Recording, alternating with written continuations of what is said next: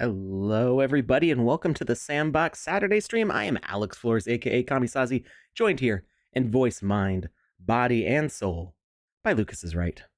How are you doing, Lucas? I'm amazing, Alex. How are you today? I'm doing great. Also, we have got a lot of work cut out for ourselves today. Oh no. It's gonna be a long, hard, hour-long stream here. No one else. It'll go a little bit late, but I have a surprise birthday party to go to after this, so okay. I can't take too long afterwards. No dawdling. Real quick, we're gonna get through some tweets here.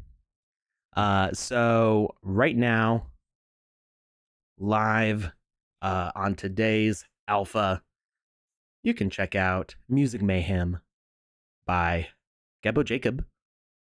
One of our favorites. One of my favorites. I shouldn't speak for other people. So maybe Joseph and I will have a fight about this. Is it Gebo Jacob or Gebo Jacob? I'm not sure. I'm going to go with Gebo. Yeah. I feel like Gebo makes sense. And then Joe will be like, Gebo. see, that's why it's GIF and not GIF. And I'll be like, I don't care. I don't care. Yeah, you know what I say? Thank you very much, Colonel. And just leave it at that. Please note, game jam experiences do not grant alpha progression. There is a note on the map. It says it very clearly. Yeah. Alex is the man. Also got my green Wizzy. At work, can't hear anything. I'm sorry, Synergistics. You're gonna have to watch the VOD on this one because we're not doing a lot of gameplay. We're teaching VoxEdit today. We're usually in the Game Maker or the game client. Today, we're going old school with the VoxEdit stream because, oh boy, it was a big update. I haven't even finished reading the changelog yet, so I'm going to be talking about things that I don't know yet, but we'll figure it out. We're going to cram your heads full of so much knowledge. Will they stop the game jams from adding time to the leaderboards? The game jams should not be adding time to the leaderboards already. I asked that question before the alpha started. And as far as I know, and now you may have found a bug, and if you found a bug, you can report it to us. But as far as I know, time only gets added to your completion time when you collect EP. So you get EP from completing a quest, and the EP, the amount of time it took you to get that EP from the start of the quest to the end of that quest is what goes into your total time. And in the case of the game jam experiences, there's no EP for those, so they don't count towards anything. People are asking about the Ledger EXP. It is broken right now. It's broken, but it's a well-known break, yeah, and it is actively being worked on being fixed. They're gonna fix that ASAP. That it's one like an emergency, let's get it fixed now kind of things. So they are working on that. That will be republished as soon as possible. Also live today is a rerun from season 1, I think. In my brain, season 1 and season 2 happened at the same time. I know that's not true, but like in retrospect, it feels like it all happened at once. The difference between season 1 and season 2, I don't really remember. But season 3 definitely has a lot more stuff. So this is from season 1, I believe, is the Green Inferno. Green Inferno was season 1. I remember the different glitches that were in season 1 that didn't persist to season 2 that turned into something in season 3. So I've actually been able to like track the progress of the Green Inferno. It's one of my favorites. I feel like it's a really cool use of a very small space.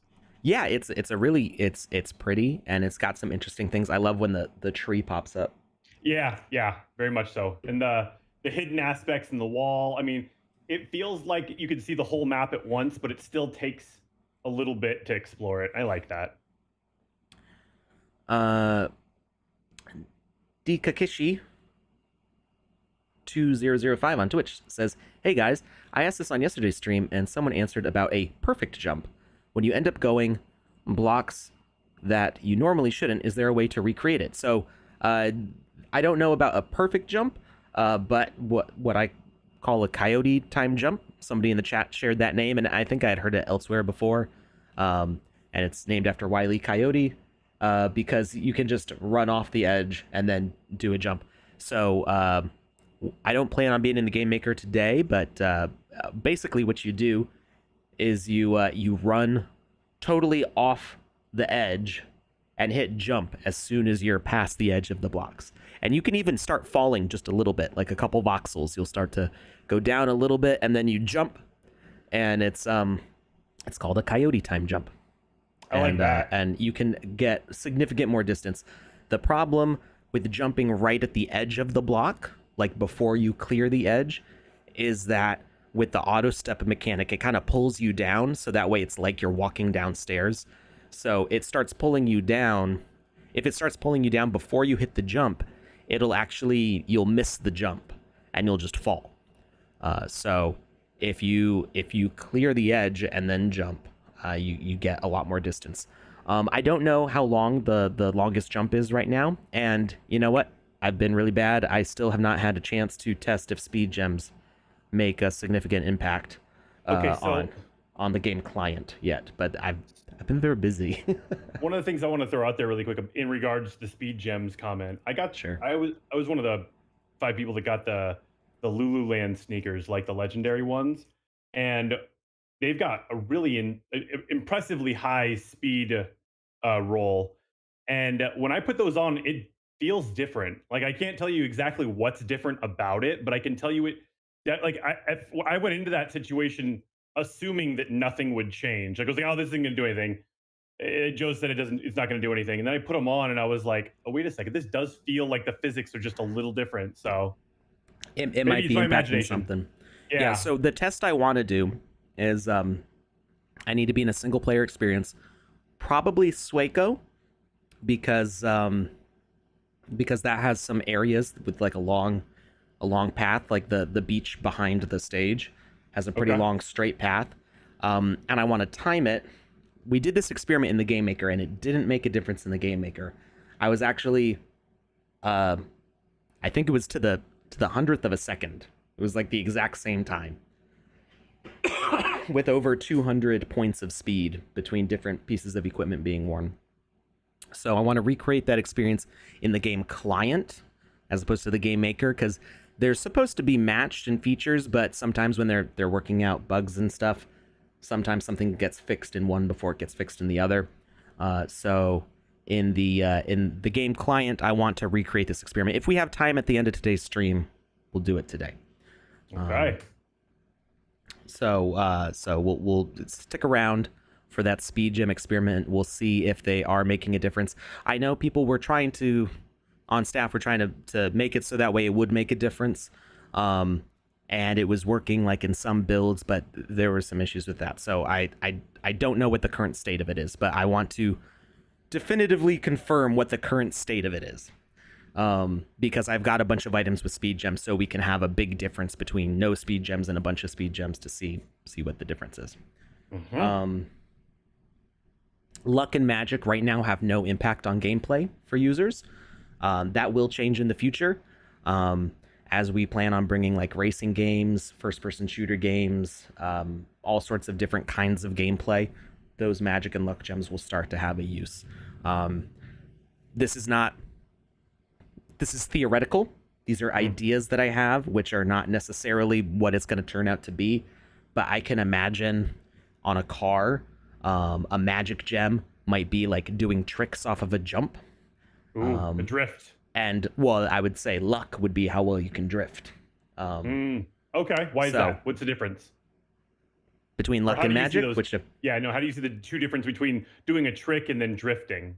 Oh, I mean like an aerial trick, like going off of a ramp and doing like a barrel roll or something. Yeah, exactly. Gotcha.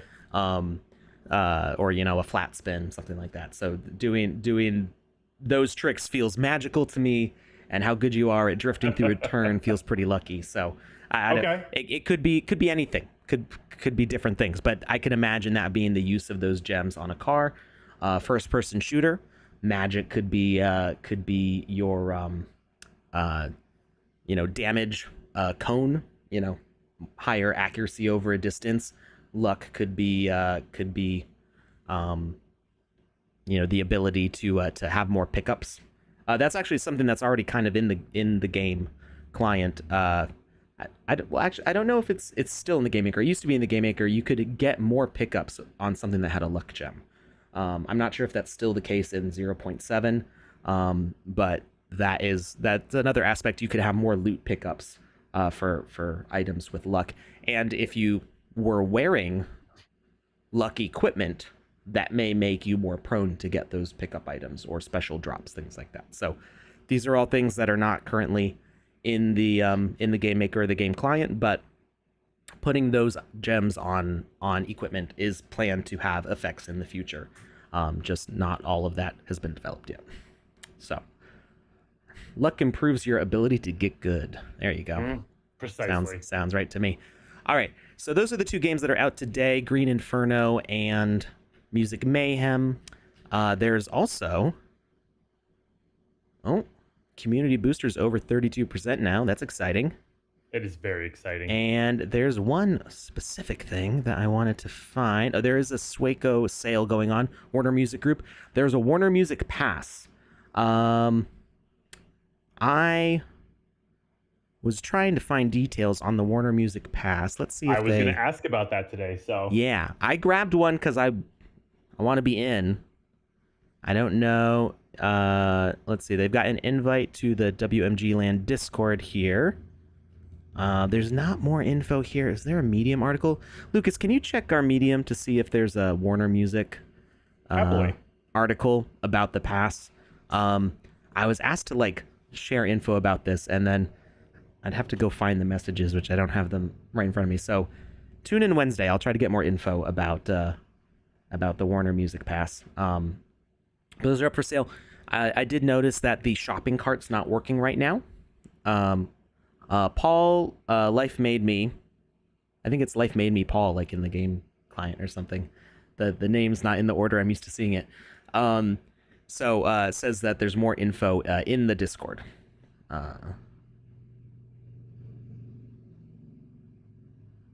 Let's see.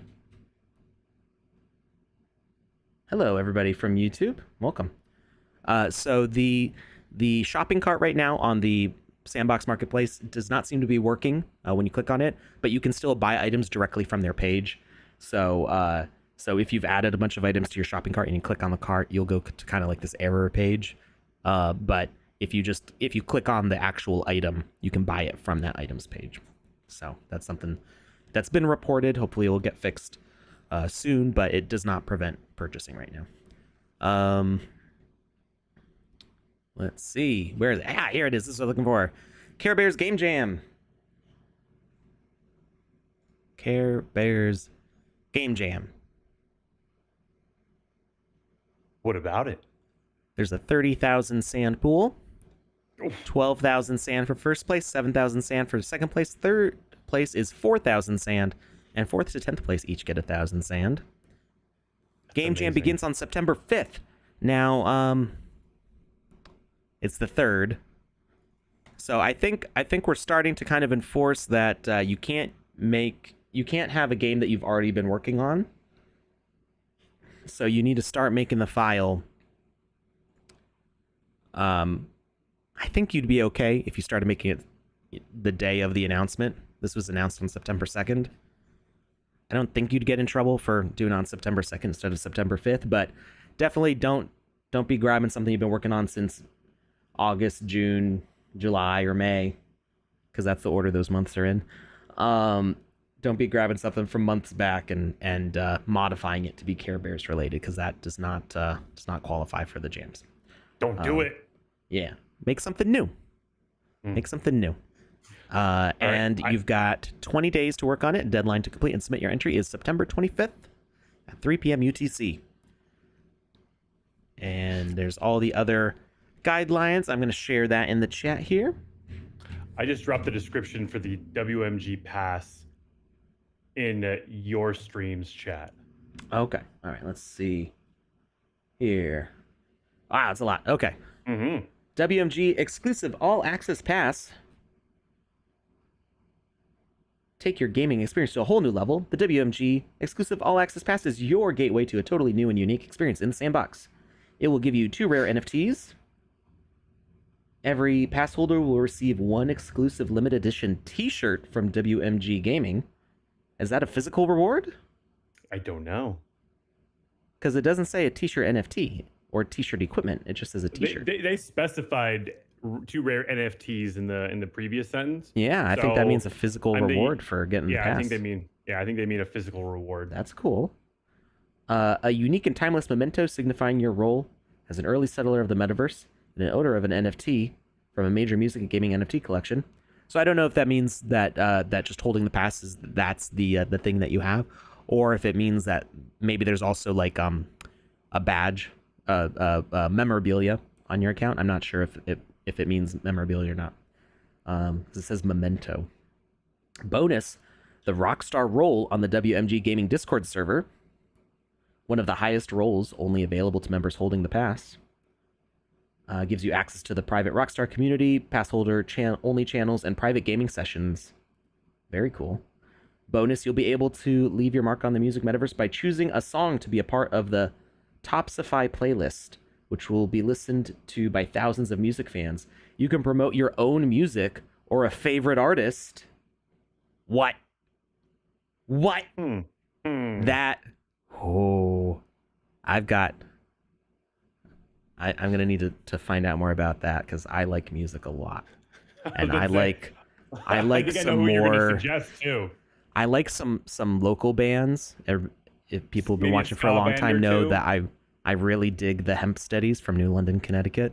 There you go. That's what I was thinking you were gonna say. That's my spiritual. I got to see them again a couple weeks ago. It was the first time in 2 years. Because I saw them right before the pandemic hit, and then I didn't go to any, like, up close, bodies uptight, little live shows like that for 2 years. Understandable. And I finally got to see them again, and it feels so good. So I'm gonna need to find out more details about this because I may force everybody to listen to a lot of Hemp Steadies, or something else. Who knows what? No, only Hemp Steadies. No one else. Let's see. Yeah, because it says you can promote your own music. So, okay. That means, like, you as an unsigned individual, indie artist could promote your own music. That's really cool. I have some killer kazoo tunes that I'm gonna drop on them. Yeah. It's gonna blow your mind. Bonus, access to an exclusive pass holder Discord channel, which will earn you early access or early notice on upcoming projects. That's kind of the same as the other one, I think. Every pass holder will be entitled into official Sandbox and WMG gaming raffles to win even more NFTs in Season 3. In Season 3, that's right now. Wait, okay. What? Yeah. It's right now. Right meow. So if... I see you already shared it in in YouTube there. So you can grab the WMG pass off there for, I don't know how much, Sand. $73.50. There you go. That's not bad for those benefits. Being able to that's like what, $65, and you can $68.32. You can blast roughly your own song or your favorite artist's song onto a playlist that's going to be promoted by Warner Music. I mean, hey, nobody nobody knows where it's at. Everybody over the age of 25 has probably purchased or put money into some form of a jukebox at some point in their life. This is the metaverse version of that, plus perks. Right. Yeah, exactly. That's pretty huge.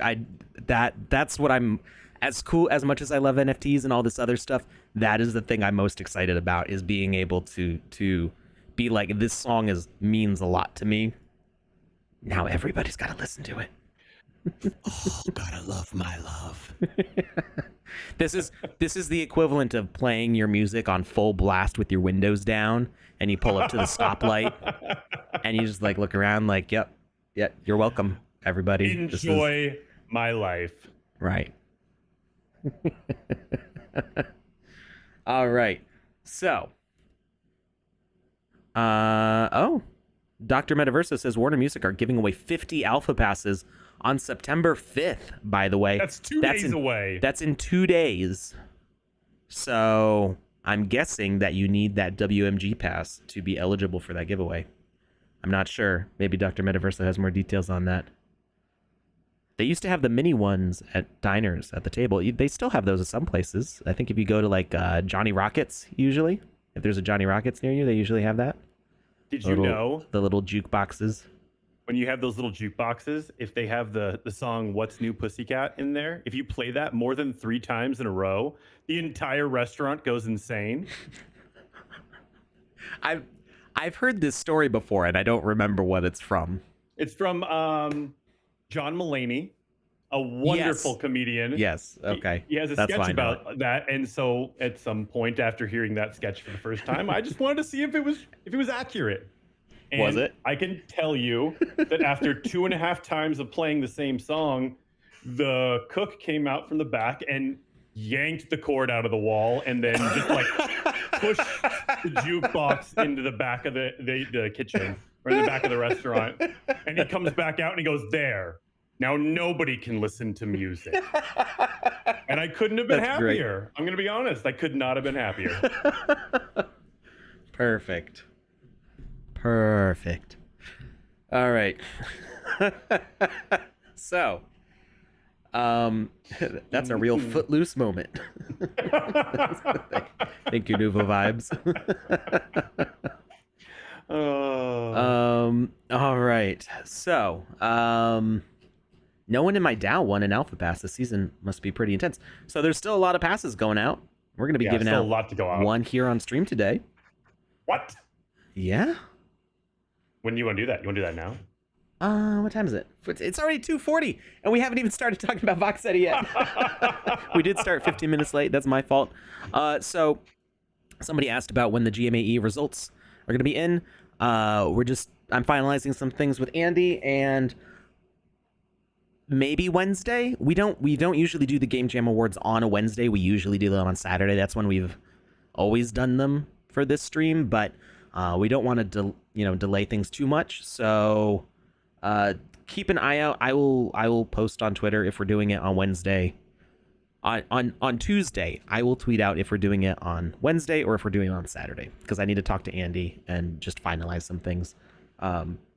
So keep an eye out, either on my Twitter, Andy's Twitter, or the official Sandbox Twitter. Probably they'll all retweet whatever I say. So, all right. Let's do that giveaway form. First, I'm going to share a link in the chat here. Second. Beat me. My bad. Beat me. He was ready. He was like waiting, like copy paste. I had my finger over above, the V. Just all right. So today we are going to be looking at the changelog to VoxEdit, which let me show you how long this thing is. It's extensive, to say the least. You wait a year for an update to VoxEdit, and this is what happens. This is a lot of stuff. Disappoint. So we're gonna go through this. So go fill out that form to win an alpha pass and potentially Wizzy the Purple's enhanced hat. Is it possible to make a glass material in VoxEdit? Not right now. That may come at some point in the future, although it's not immediately on the roadmap, because that does make a lot of it impacts a lot more than just simply being able to see through things. I've talked about this on stream before. It's when you put a glass material on the same object as other materials, then you can kind of see inside to the rest of the object, which can be kind of weird. So I don't like that at all. There's considerations to be made, and it affects a lot of other things, and it changes the render pipeline a lot too. Is the form genuine? The form is genuine.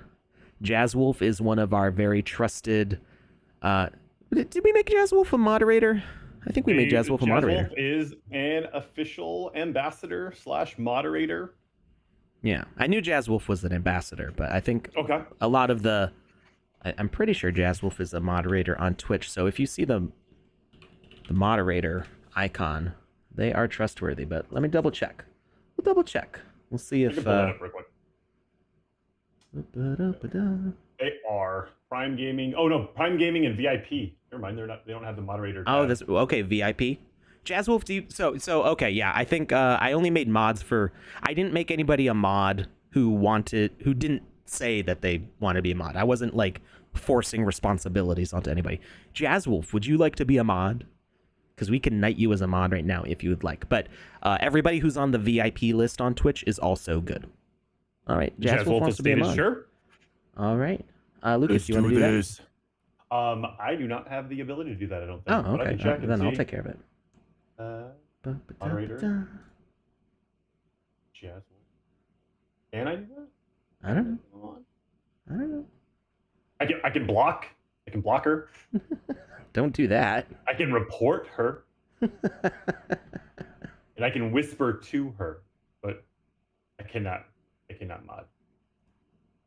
1 second. But it says manage suspicious user, so I'm just gonna push that button. Actually, I don't see the button to do it. Oh, I think because it was collapsed a little bit. Collapse you a little bit. There's Jazzwolf.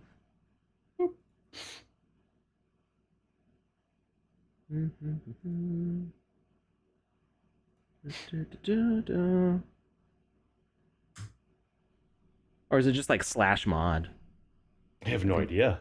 I think you can /mod. How do I make /mod someone a mod? Yep. Discord. Jazz Wolf 24. All right, they should be a mod now. Boom. Jazzwolf, say something. And they are. Yay. Okay. All right. All right.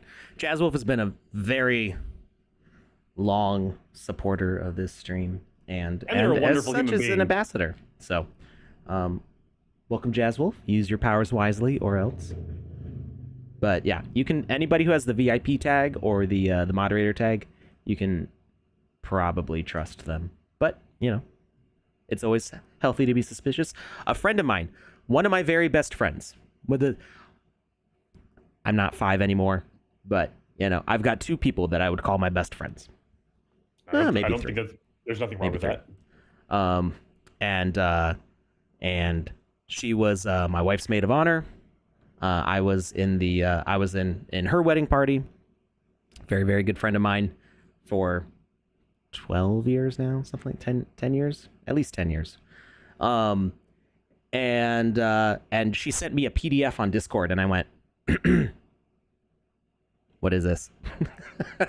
And she's like, what, you don't trust me? And I'm like, I have been trained to not trust unsolicited PDFs. Mm-hmm. Because that is how Axie Infinity got axed. Was a malicious PDF. Really? As a job application. Yeah. So if you go back and read the story, there was a hacker team out of North Korea. They made a fake company and fake job listings, and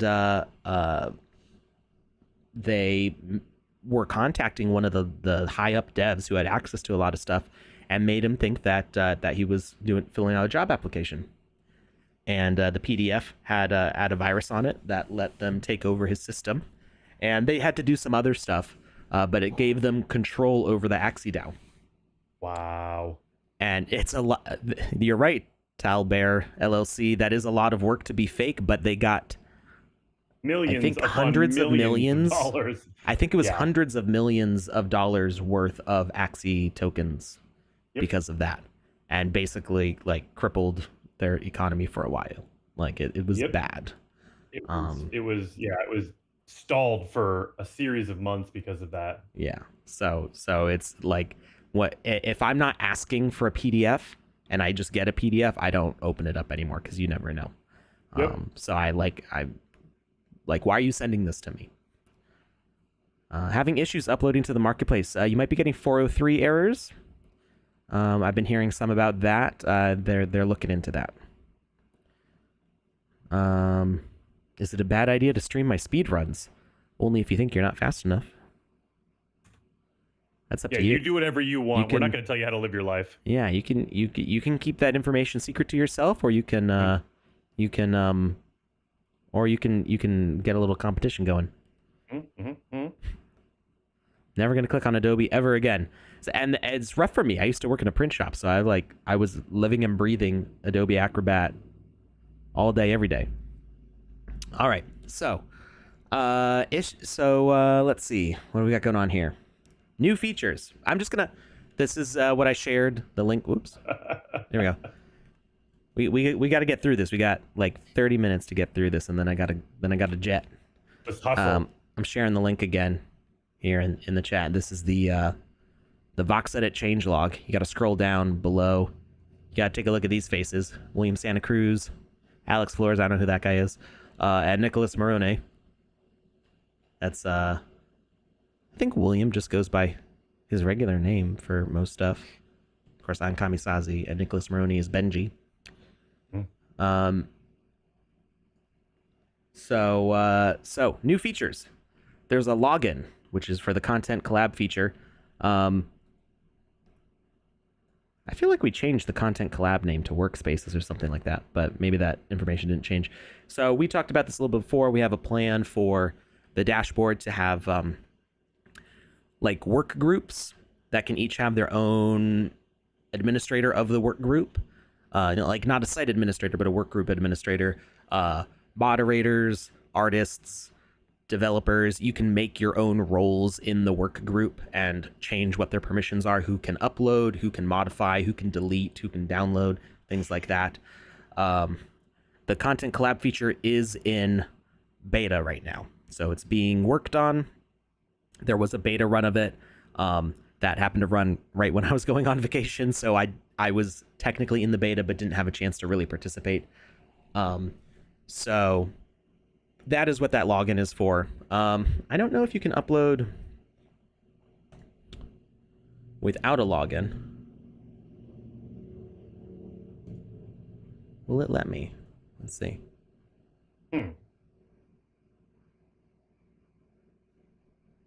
Okay, nothing happened. So maybe I have to be logged in to upload. And then maybe I might be getting that 403 error also. So it may be that you need to log in first in order to do the upload. 1 second. I'm not going to do this on screen just in case. I was about to say, maybe hide a few things. We're gonna hide it.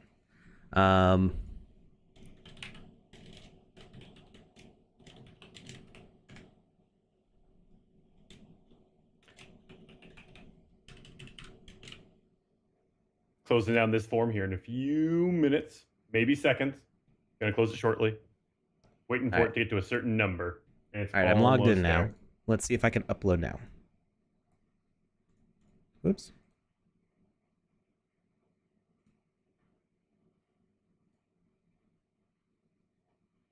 Okay, so that maybe it did go.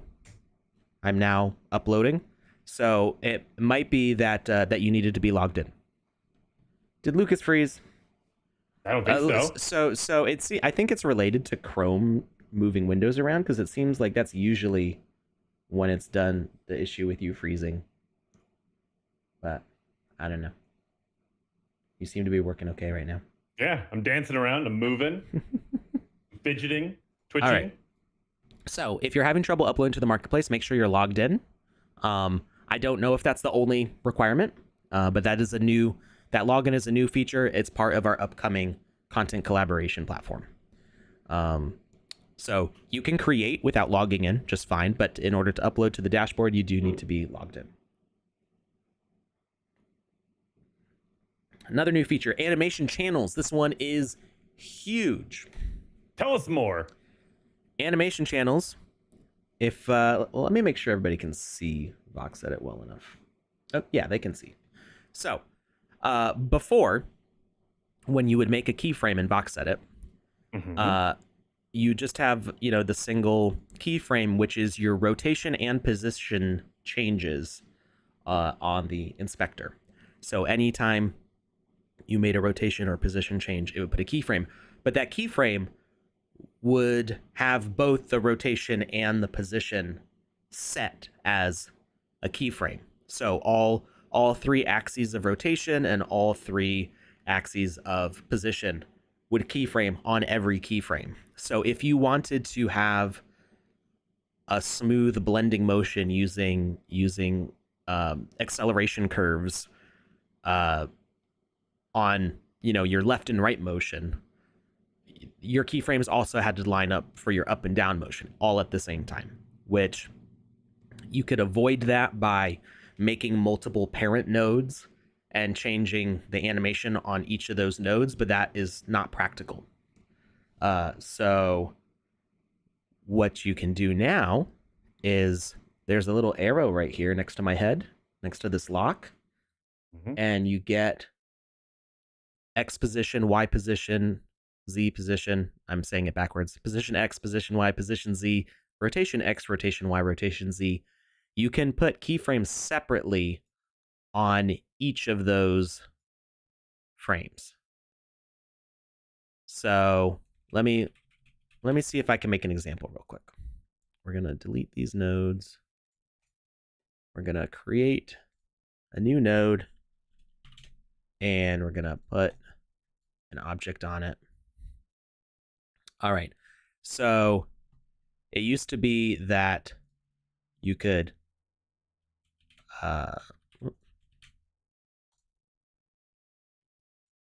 move your object. Wait, where'd it go? What did I do? I have no idea. I'm deduping right now. I think I hit undo. Did I crash it? Uh-oh. I crashed it. You did that on purpose. Yeah, I broke it. I'm the breaker of things. I'm not even mad. I'm just happy you were honest with me. All right. All right, so there are bugs still getting hammered out. You may have noticed a whole bunch of updates over the past few days that I was tweeting about. So there were some things that caught on fire, like Joe's internet, and we're working on them. The most important ones got fixed pretty quick, but there are some crashes and other issues that we're working on. So, all right, put it here. Okay, so we've got this object, and we're gonna copy this keyframe. Can I do it the old way? I can do it the old way. Sweet. All right, so we've got this loop going on here. So it used to be that if I wanted to put a acceleration curve, and I'm gonna kind of skip ahead here, make a change here. So I would make it so the motion kind of smooths out by using the acceleration curves. DK, she says, I would like to report that this game is consuming too much of my life. Can I get a refund? Yes. You can let it consume more of your life, and then you can earn. That's how you get the refund. You level up. That's how I did. Yeah, you got to level up. Randuxy, did I ever test the speed gem test? I'm doing it at the end of today's stream.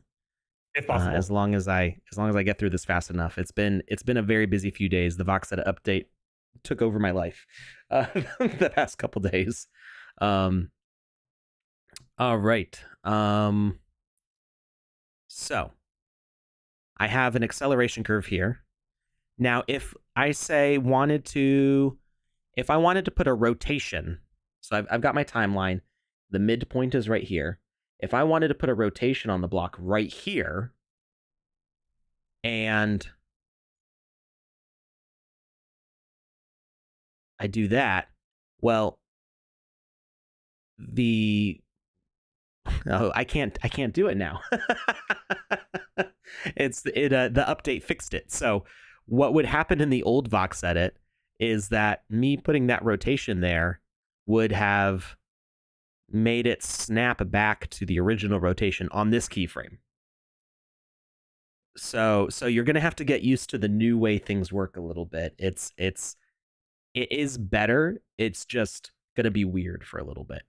So it used to be that it would rotate to this point, and then because I had a keyframe here, it would snap the rotation back, and then there would be no rotation between these keys. But that's not the way it's really supposed to work if you use other professional animation tools. So now the midpoint of the rotation is this keyframe, and it's offset from this keyframe. It's a little bit hard to explain. So, I mean, we're going to make tutorials for this, but I hope that makes sense. What would have happened before is the rotation would have looked like this. It would have moved over, and then the rotation would snap back right at that midpoint. That's the old way it would have worked. But now, because we have these channels, we can have multiple midpoints. So you can have keyframes across all these different channels, and you can change the acceleration curve on each of these. So you'll notice that when this is collapsed, you can't right-click, you can't change the acceleration curve.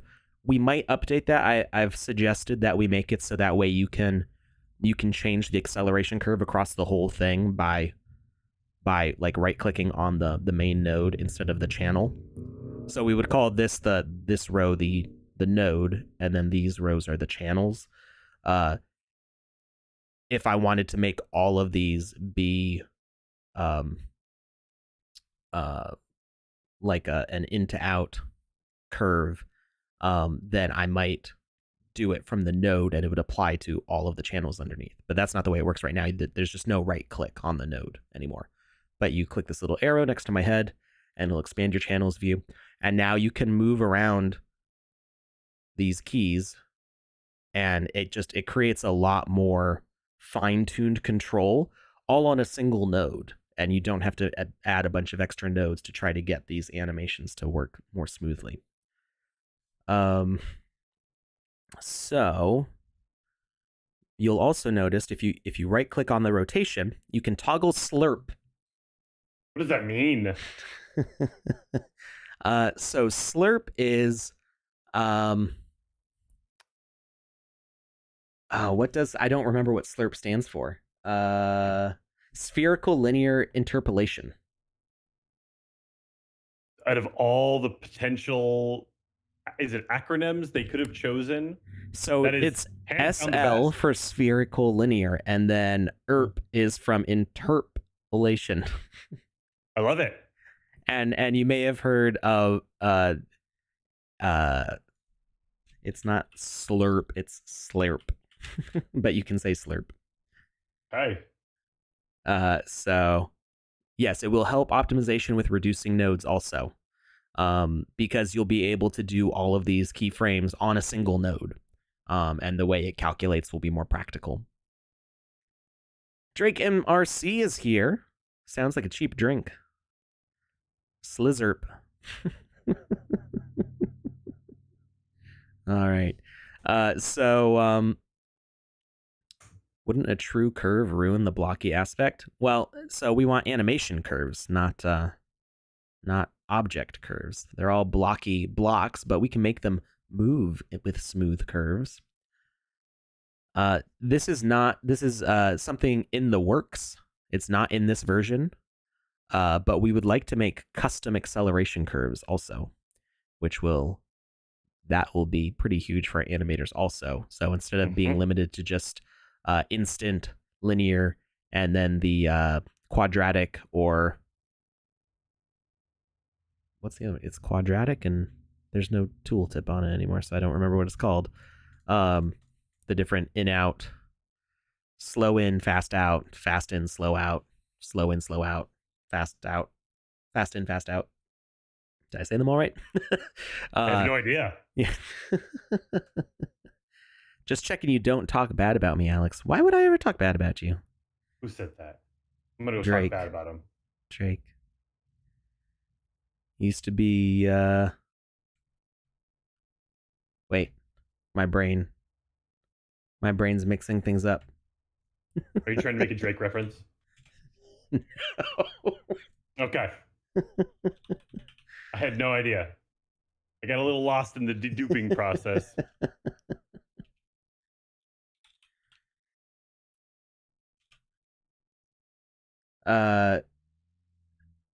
Yeah, no, it's fine. Drake is our dashboard director.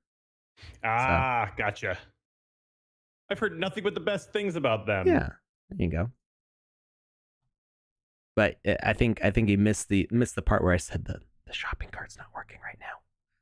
But it's okay. I reported it through the correct channels. Through the proper chain of command. Yeah, I did it the right way. We have a new system for that internally. Why don't you have your hat on, Swaco? What? I am wearing a hat. Who's Swaco? I think they're talking to me. Yeah. The other day they were saying that on where I you was don't look like positioned Swaco though. behind me there was a Swaco from one of the splash screens. There was a picture of Swaco and he had black wide frame glasses and he had a black hat on and he was right behind my head. Got and it. There was a similarity between the two at the time. Okay. In the Voxel version, I could see that. Exactly. Yeah. In real life, I would never confuse the two. Nothing alike. Nothing. I've seen both of you close up. Mm-hmm. And yeah, they look nothing alike. All right. So anyway, Slurp, spherical linear Back to my interpolation, back to slurping. And yeah, animators will say it slurp, like just like, oh, that needs to slurp more there or something like that. It's funny. That's probably why they say it that way. But so you'll notice that rotation X, Y, and Z all have one channel here. But if we toggle off slurp, now you get 3 channels. So you can actually control these curves individually. So we could create some motion here. And I've got to toggle slurp off. Gotta make sure to control that slurping. Yeah. So I think you need to start with it off entirely. And so now I can. Oh, well, I haven't had a chance to really play around with it a lot. Maybe if we turn it off on both sides here. And now I can move that keyframe over here. All right, I'll need to spend more time playing with this to get it just right, but that's fair. We can now do more nuanced rotations. So before you had to because your X, Y, and Z rotation was all on one keyframe, it would figure out the best, the most direct way to go from rotation A to rotation B on all 3 axes. It would take, that's what the spherical linear interpolation is. If you imagine a sphere, a ball, and you put 2 points on it, and you want to rotate from this point to this point, it would take the straight line between them, as you would mark it out on a globe. By turning off slurp, now you can set the X, Y, and Z rotation separately, and you can also move those keyframes around where you want. So you can position to a very specific point, and you can take a rotation in a very specific direction. So that's just these animation channels. That's one of the hugest parts of this update, is how fine-tuned of a control it's going to give you for your animations. All right, back to the new features list. But sometimes the turning off slurp might be too much. For me, for the most part, I'll probably still leave it on because I don't do that much animating. I don't need to do things that fine-tuned, but I may turn it off in some specific cases if it's it's just not lining up the way I want.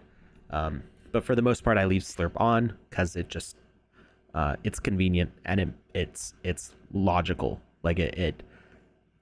Our brains oftentimes think move it from this point to this point, and of course the slurp is going to be the straightest path to get there. But this is for really advanced animations where you might want a very specific kind of motion.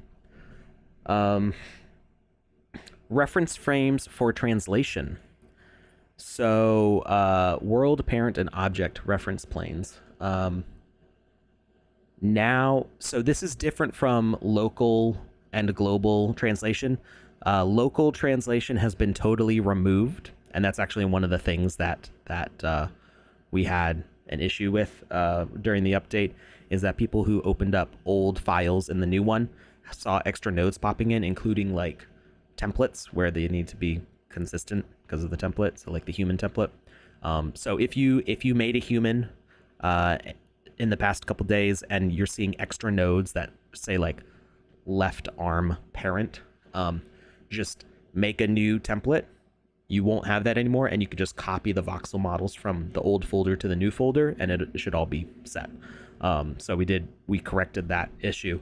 But what was happening is if you had made any local transformations, because local transformation was never supported in the Game Maker, we removed it from VoxEdit. But we needed, for people who had done local animations, we needed a way to support what they had still done. So the new version breaks out the local animation into a new node, so that way it'll actually work in the Game Maker the way you would expect now. So local transformations got removed as a feature, but we have reference planes now. So as you click on the object, right now I'm on. Let's make a new one. So it's nice and tidy. Put an object in it. All right, so as we rotate with this block selected, world frame reference means that this, is it a gimbal or a widget? I don't remember what this thing is called, but the axes that you see are going to keep on turning with the object. Parent frame of reference. Now this one doesn't have a parent, so we're gonna fix that. We're gonna create child node 3, and we're gonna move it off here. So if you have it set to global, you see how it's lined up with the XYZ axis. It lines up with the grid here on the bottom, because that's the global frame of reference. Apparently rotation uses the parent, but the position uses the world frame. So you can move an object's parent, but you can still move the child object with reference to its world position, which is helpful. Then you could switch it to the parent translation frame of reference, which means now this is lined up to match with the parent object. So if you want to move this in relation to the parent, you say you want this to be 5 voxels above that, you can move it that way. And then you've got object frame of reference, which will move it to itself. So let's, we're gonna rotate this thing off a different way. And you can really see it on the child object. So we've got world frame of reference, it's still lined up to the grid, parent frame of reference, which is lined up to the parent object, and child reference, which is lined up to the object you're selected on. Now that's handy. Rotation only works on the object frame of reference. Okay, I think you're right. Based on what I'm looking at here. But I think that's something that's been suggested for the next update to allow rotation to also be affected the same way, because that is also useful. Did you have a question? No, I was just, you were saying that's really something's really helpful, and I was like, is it? Because like, this honestly, all this information is brand new for me. Yeah, I'm people who do animations are like, yes, we needed this. No, I love hearing I can that. think of specific instances where specifically the channels and the parent, global, child positioning, there were instances of me animating something where it was a real headache to figure out how to animate it without having those options. Specifically, Dibble's Bubble Blower from the Care Bears collection, making those bubbles come out of the bubble blower, slow down because they just got blown out, but then they're hitting the air, so they slow down, but then they also start going up, and then they accelerate up as they go. That was a real challenge without these features to figure out. It would have made life a lot easier to have them then, but now we've got them, and now everybody else can enjoy them. When I ask some questions like that, it's not that I might sound wildly sarcastic, but I'm just trying to like put an emphasis on something, because as I hear these things from you and you're talking about what you highlight, I highlight that in my own mind in my notes, and I bring that to other people after the stream is over and talk to them about the things that you make sure to highlight. The ledger experience is being worked on. There will probably be a tweet once it's fixed. Just keep an eye out for that. But it is a known issue. They know that. I think they know what happened, and they're working to fix it. So it's in progress right now. Over the weekend. Camera POV widget. So, you'll notice this little cube down here. Well, let me make sure that Lucas isn't covering it up. Oh man. It's right on top of Lucas's head, this little cube. You see that it moves as we move the camera. And I'm gonna shrink the window just a little bit so you can see it better. So now when you click on this, it'll snap your view to that side. Now, wow. This could be... There is an improvement to this I can think of that we could take from Magica Voxel, where you could click on these sides to flip it, to like snap to 90-degree rotations. But all you have to do to change the view is just start rotating, and then you can click on the side that you want, and it will snap it to a 90-degree view of that. So it'll let you jump to better views very quickly. Let's see, what's next? Color, node, name, and channel filters for timeline. Ooh, nice. So, you've been able to set colors on the nodes for a long time now, but now you can filter them out. So you see that we've got a red object and a blue object on the timeline. Now we can click this filter button here. Let me make sure I'm not blocking it. Yeah, okay, we're good. This filter button, you can search for a specific node by name.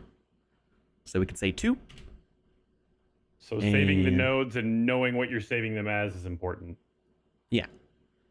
So you can see that now I can't scroll up and down. It's only showing 2.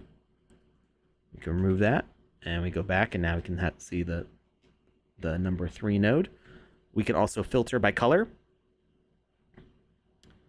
So I can select blue, and that didn't work. Oh, maybe. Oh, you can turn them off. Okay, so these are on by default. I see how that works. So now we're filtering for just blue. So you can you might not be able to see it very clearly on your screen, but there's a very faint white outline around this blue square. And if I click on the other colors, it outlines those also. So if I want to hide the blue, I click on the blue to remove the white outline, and now I just see the red node. I'm actually going to collapse this so it's easier to see this. So as I switch the filters, you'll see these disappear and reappear. Very cool. The position XYZ, I'm not entirely sure. Oh, you can filter out by position. That's cool too. So as we expand both of these, we see all these channels, but maybe we're just moving things left and right on the X-axis. So we can turn off all of our other channels, and now we get just position X. And we can work with just the X positions of all of these objects. I think we can still move it in the other dimensions. Yeah, we can still move it in all dimensions, but we're only going to, if we just want to edit the timeline, the nodes and the keyframes on the X-axis, we can filter to be just those. Or, whatever combination of things you want there. Very cool. I love that. And then there's a clear filter button.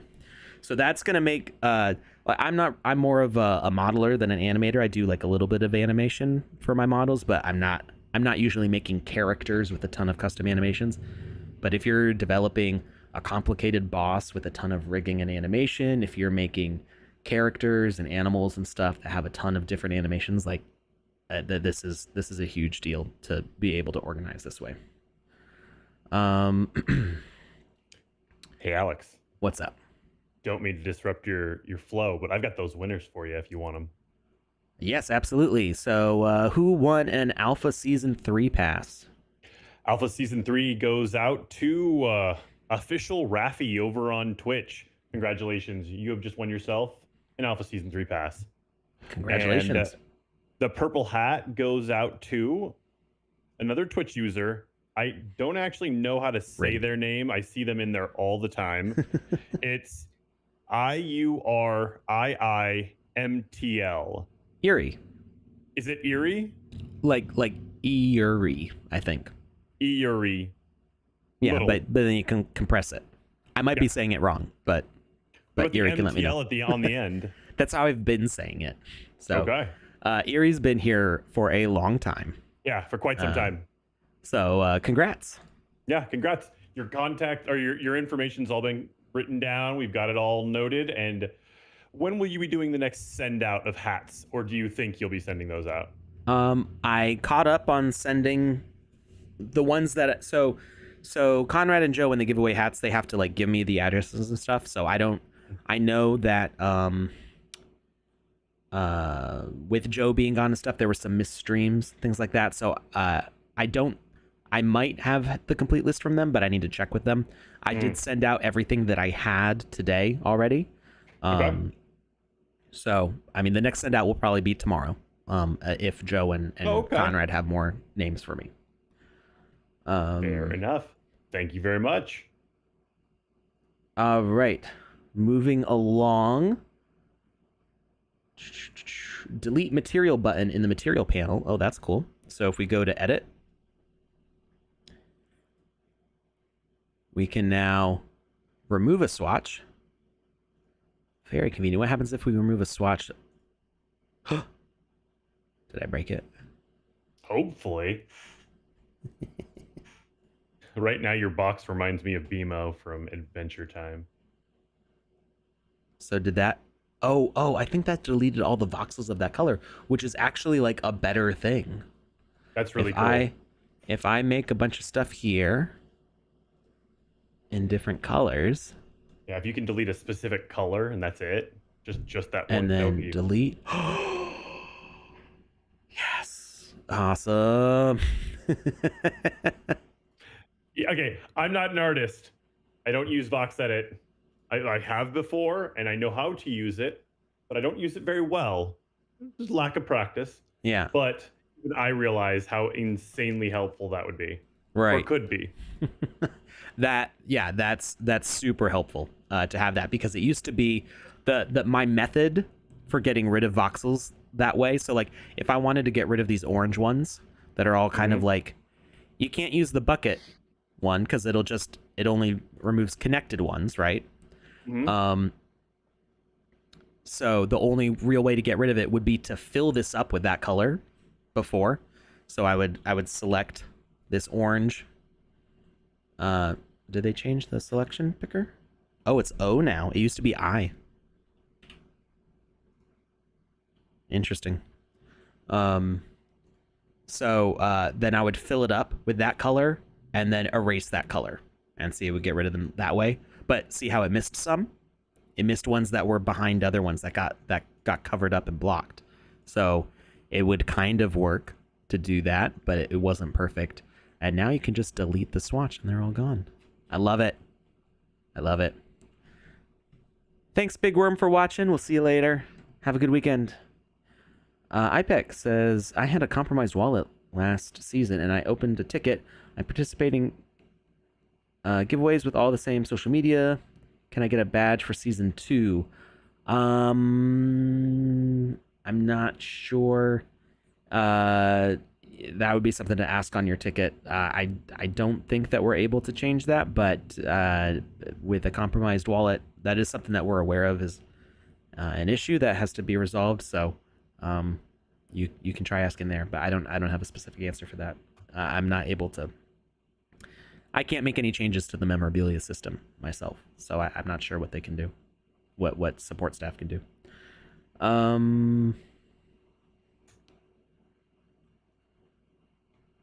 Let's see. Maybe there should be. Wait, maybe tools should actually have their own shortcut, not get pushed when a new tool gets added. So I'm not sure if that's why that happened. I have a feeling like I maybe got put to something else. Probably for a reason, but I don't know what that reason is. I'm just looking at all of these. And I don't see why the picker tool got moved from I to O. There's probably a reason why that happened, but can we change this? Preferences? Yeah, you can change your shortcuts. Bucket tool is I. Was it always I? Oh, you know what? So when you said it got pushed for because of other tools, that's specifically because all of these are in line on the keyboard. I don't have a feeling that the circle tool and the sphere tool will be around for very long because we'll get to that in a minute. But you can see how they're all in a row, QWERTY, and then UI. So because two new tools got added, it pushed into where the picker tool was, and that's what got it moved. But like I said, I have a feeling that two of these are going to disappear again, so maybe this will go back to I. Maybe the picker mode will go back to I. But if you want to change it, you can. All you have to do is click on these things. This was added in the previous update. Where are they going, Alex? What? Who? Where's who going? We need context, Maddox. Context. Those tools. Where are the tools going?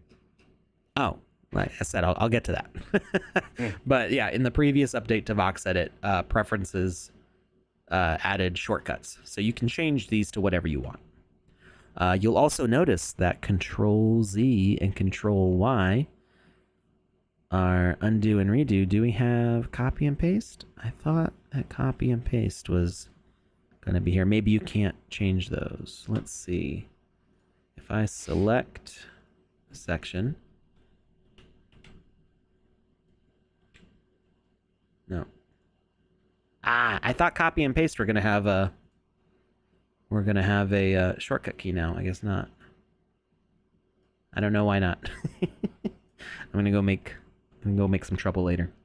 All right, back to the list. We got we're like out of time, and I'm only like 5 features down on 100 of these. So we're gonna speed we'll get run. Back into it on Wednesday. We're gonna speed run this changelog right now. Okay. I'll do the chat. You do the list. All right. Yeah, I'm not looking at the chat right now. And I'm not talking about it, I'm just typing. Yep. All right. Append palette in palette header menu. So append palette, I believe that will add colors. So previously you could load a whole palette, but you couldn't add a palette. So now you can append a palette and let's see.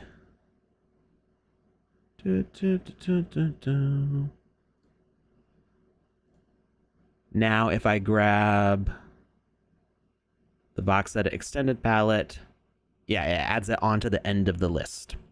So you can expand your existing palette instead of just totally replacing the old one. So that's nice, appending palettes. Circle and sphere tools for the modeler and block editor. So now we're going to get to that part. We're going to talk about it. Circle and sphere tool, cool ideas, but not really great for the sandbox, because the sandbox is not just like a rendering tool like Magic of Voxel. That sounds really dismissive. I love Magic of Voxel, but Magic of Voxel is not like purpose built for game design. So now you can build spheres, but this is not gonna do well in the sandbox, right? It's got way too many faces. You don't want to design stuff like this because that face count is going to be huge. If I back out of this right now, this has Oh wait, we can. Did you just make that, or was that something you already had made? It's a tool. It's a tool. Gotcha. Okay, so this is a 32 by 32 by 32 block, right? My favorite size of blocks. And in one click drag release, I made 2,262 faces. Sounds about right. That's half of our recommended max limit for a legendary asset. For just a ball. So just a ball. I mean, a lot of fun can be had with that ball, but it's still just a ball. And it's got square collisions. Kind of looks like a dodgeball. It's not. Yeah, the color, right? I can smell a little bit darker, right? Like that. So yeah, look at all these faces. You get, because we only do rectangular faces, and then they get split diagonally into a triangle. So that's like 5,000 tris. It is not recommended. So while it's cool to have this tool, you can already do this in Magic of Voxel. You can make spheres like this. But it is not the way we recommend designing objects, because it is super impractical with the faces, and it will make your assets very bloated geometrically. The cylinder tool, oh wait, no, it's just a circle tool, not a cylinder tool. So yeah, you can make circles with this. Oh, you can make it as a cylinder if you do it right at the edge and then go up. It'll make it a cylinder. That's kind of cool. But again, this is not the way we recommend making assets for the sandbox, because it will not be game optimized. I'm so out of the running. This new VoxEdit isn't out yet. It is out. You can download this right now. I downloaded this from the dashboard. So I just don't design spheres usually. Or if I do, there's a technique where you can make basically like a soccer ball. You make a bunch of like pentagon faces and put them together. There's different techniques. For the most part, I don't design objects like that, because they're super impractical, and not really with the aesthetic of the sandbox. You can design whatever you want. Like, somebody can import a sphere from Magic Voxel. They can manually build a sphere in VoxEdit if they want, but we're really not recommending these kind of models, because they will make your game run more slowly. And so especially if there's like we are probably going to take the sphere tool out of VoxEdit. So have fun with it while you can. Is there any reason why the sandbox uses more CPU than GPU? Probably because there's a lot of game logic going on, and GPUs are super efficient. And the sandbox in general, if it's running smoothly, is not super render pipeline heavy. But if you've got a lot of objects like this, it's going to be heavier on your GPU. But we've been doing a lot to optimize for the GPU. Animations made custom for a character in VoxEdit, will they be fine in the new Vox editor? I would recommend backing up your file. Back up your whole folder and keep it safely locked away. And then try using the import. Go to the skeleton panel, import hierarchy to pull that in, and it should be okay. You may find some extra nodes if you had done some local transformations, but you can. There's no real way to get around that. All right. Hey, remember that time you said you were going to ignore the chat? And I know. So I can still see it though. That's the problem. So I've got VoxEdit right here, and then I've got the changelog here, and then I've got the chat right in the middle, like right underneath my webcam. So it's hard to avoid it. You can turn the chat off for now. I could, but okay. I minimized it. Ugh. It hurt. You just love everyone so much. I can appreciate that. I really can. All right, so value dragging and arrows for inspector transform text fields. Where's that? Okay, inspector. So now you can. Oh, I love it. You can drag on these to move the values, and they are. So it appears to snap Okay, so each pixel that you drag left and right on these boxes, you can also, yeah, it's left and right. So you have to pull left and right on these boxes to change these values, and each pixel you move is 0.1 value. So it's a tenth of a voxel or a tenth of a degree for each pixel that you move your mouse. At least that's what it appears like to me. So that's one solution for people that I have. So there is a bug which is being worked on. If you are in a region that uses that the language you use uses commas for decimal places instead of periods. So I know in the United States we use a decimal point as a period. I'm not sure what parts of the world, but I have seen it a lot before. I think specifically in Argentina, where a lot of our developers are, they use a comma for a decimal point, and they use a period for the thousandth and million separation.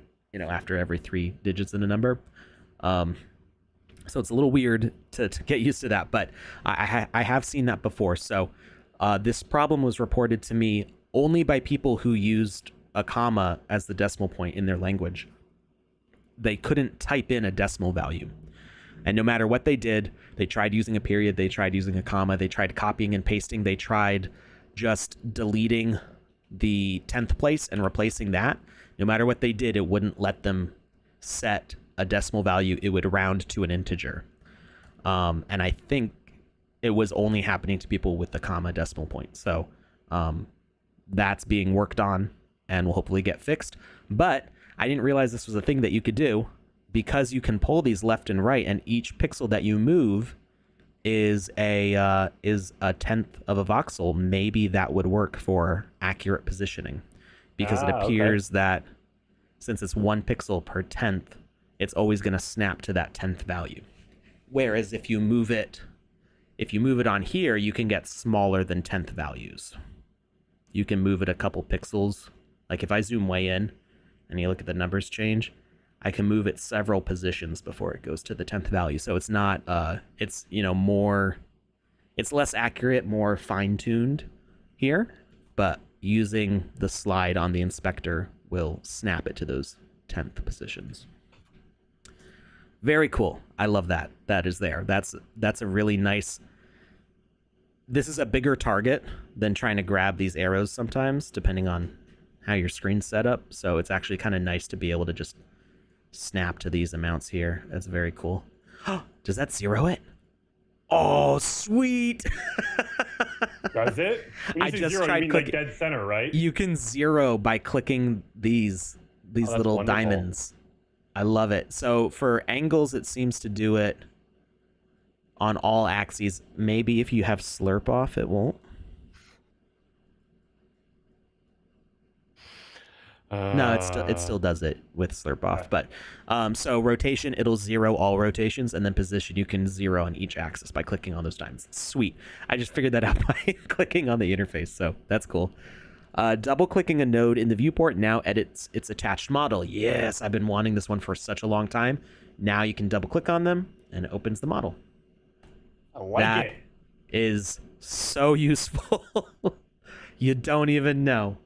I mean, you might, viewers might know. I'm picking up on why it would be, just from a logical standpoint, why that would be helpful. Does it do it in rig mode? Ah, yes. Okay. So yeah, what it was before is you could click edit from here, and it would edit the model without the context of the rest of the rig, which can be helpful. And then you could click edit from here, and it would edit with the context of the rig. Now you can double click and it does the same thing, but you don't have to scroll through your whole skeleton panel to find the right object. Which, if you got something with dozens and dozens of nodes, that's very helpful. Floor grid toggle for the animator. Nice. So you turn off the floor grid now. Solo layer mode for modeler. I don't know what that is. Solo mode. So if we make some new layers.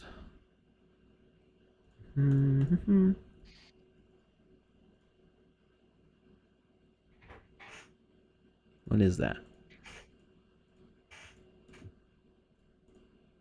I'm not sure what that is. Solo layer mode for modeler. Oh, wait, is this? Ah, okay, I found it. All right, so if we erase this, oh, where is it? Which one did I put it on? I do not know. That one, apparently. Oh, so I was erasing, but it was a duplicate layer, so the object was on all layers. Ah. All right, so I can't even count the number of times that I've done that. You can't count to 0. No, you know. All right, so we're gonna put some different objects on the layers here, and we'll do another one. All right, so you've got your different layers. You can manually toggle these. Oh, I accidentally put them on the same layer. Oops. We're gonna erase. Go to this one. I don't use layers that much. Like, it is a useful thing. It's just not something that I usually need to use. All right, so now we can have all those on, but it can be a little annoying to like cycle through these. So if you click this, it goes to just the layer that you're working on. Right? And if I click on a different layer, and then I can also leave it on, and it will just cycle to whichever layer I'm working in. That's pretty cool. I like that. Yeah. And then I can turn it off, and now I can see everything. Upload pop-up. So yeah, so you saw that earlier when I was exporting to the marketplace. File, export to marketplace. This uploading, please wait. It lets you know that it's doing something. So people who had really big models, sometimes it would just sit on this screen, and then eventually they would get this browser. But in the meantime, they would just kind of sit there like, is it doing anything? And so now the upload lets you know that it's doing something.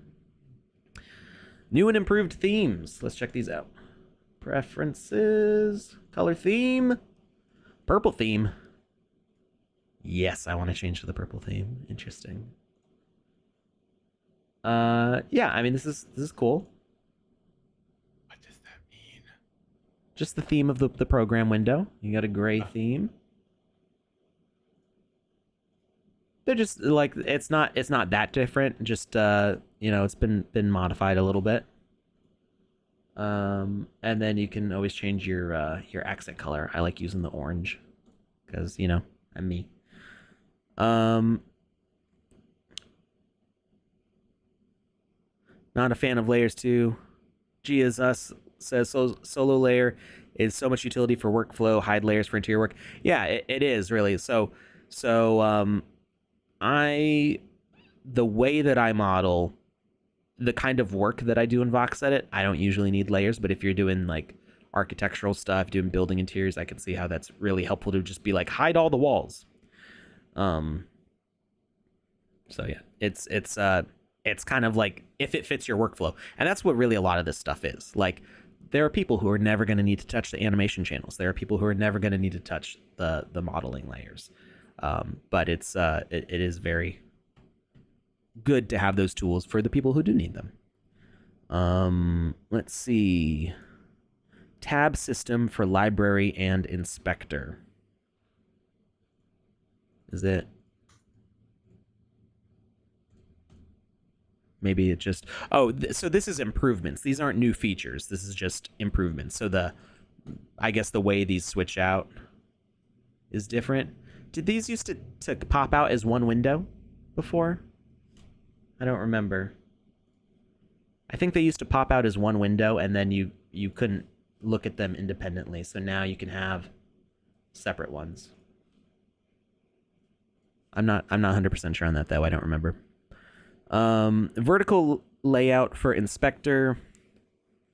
with new delete keyframe per channel buttons. Maybe that was that zero out thing, the button here that I was talking about. The ability to click on these will delete the keyframe per channel. There's no tooltip on it right now, so I'm not sure. There are the reset buttons, but I think that the reset button deletes the keyframe on all of them, or sets them all to 0. I think that makes sense. So if I click here, yeah, you can see it on the timeline. So I can delete. That's what it's doing. It wasn't resetting these to 0. It was resetting them to 0 because otherwise they would have been 0. But what it was actually doing was deleting the keyframe. So if the original frame here had been somewhere else, and then if I click reset here, well, that doesn't work, but now if I delete them, yeah, they don't go back to 0. They just go back to whatever the previous keyframe put them at. Save and save as in file menu. I thought we already had those. Or they probably made some improvements to this menu. Let's say if they already have them, it's probably just an improvement. Yeah. Or an update or upgrade. Yeah. Upgrade with the menu. The menu does look a little bit different. Yeah, what it's listing now right now is all improvements, not new features, but I wasn't sure what the improvement was. Picker tool now works on any visible voxel, not just the active layer ones. That is an improvement because there have been times, as much as I don't use the layer tools, there have been times where there was stuff on different layers and I went to pick the color and nothing was happening, and it's because it was on the wrong layer. So now it's just what you see is what you get as far as clicking on with the picker tool. Opening a rig now sets the camera to fit. Oh, very cool.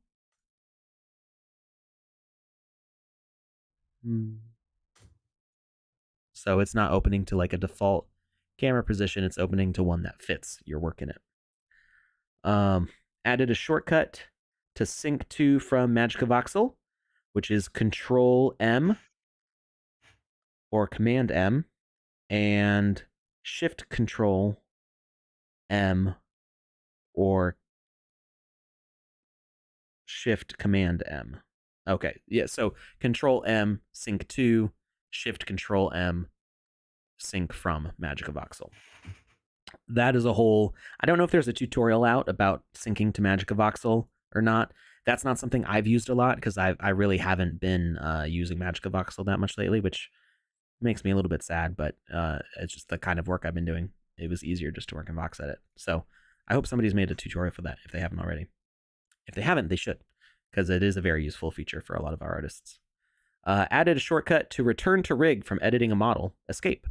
So now, hit escape. We go back to the rig. Cool. Added shortcut to copy from paste to currently focused textified. Oh, text field. Textified? Good grief. Control C and V. So now in the inspector, you should be able to copy and paste. Hey, look at that. Beautiful. You can easily copy and paste values in those. We don't have to right click copy and paste anymore, which you still can do, but it's easier. Shorter rows in timeline. That's needed for having all the channels. Shortening these up a little bit, make them a little more condensed. Better animation floor grid. How is it better? Oh, it's the smooth. So I think it's kind of the same, but it's, I think, a little bit thinner. And I think it doesn't infinitely. Yeah, it's, I don't really notice the difference, but it's probably like a subtle change for quality of life. As you zoom in, the grid gets more detailed. I think it was it was a little too bold before, if I remember correctly. Updated links to marketplace tutorial guidelines, etc. That's from the homepage. New language selector user interface. So that was, is that on the homepage? Ah, down here. So they made an improvement to this because you can use it in Korean, Japanese, and Chinese, if I remember correctly. Nihongo. I think that's Chinese and that's Japanese.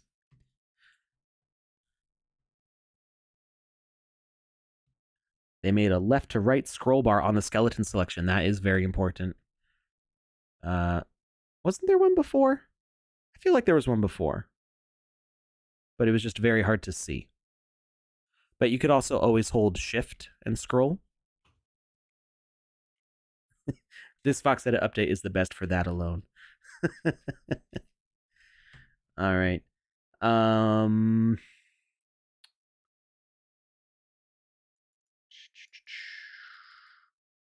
Added move in plane widget for selected voxel movement. So we already talked about that. I feel that's a new feature, not just an improvement. I don't know why it's in the improvement list. That's a major change. Selected voxel edges are now shown in new see-through mode. See-through mode.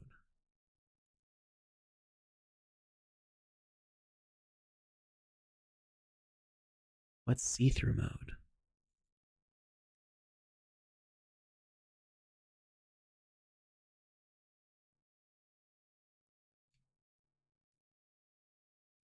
I don't know what see-through mode is. I mean, it sounds like a superpower, but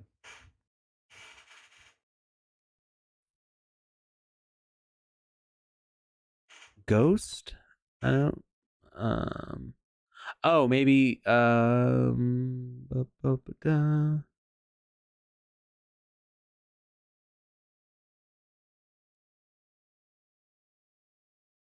See-through selection. Oh, okay. So I did notice there were more buttons here, but I didn't see what they all were. So if we select. Okay. It makes the selection a lot less painful to look at, I guess.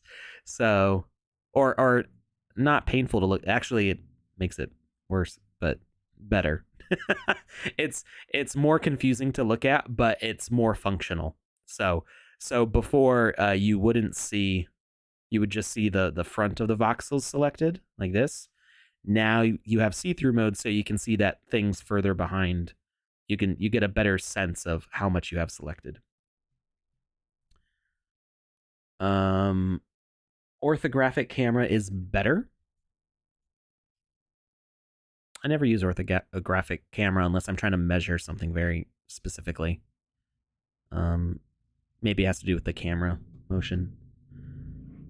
In shortest editor window, modeler toolbar changes its layout to be in 2 columns. So if you have a smaller screen, ooh, look at that. It now collapses that. So if you've got a smaller screen, so I'm on a 4K screen, so I've got plenty of real estate to edit in. But for people with smaller screens, or if they're trying to multitask on one screen, now they can see all the tools. It used to be like the tools further down would be hidden. Oh, that's awesome. Yeah.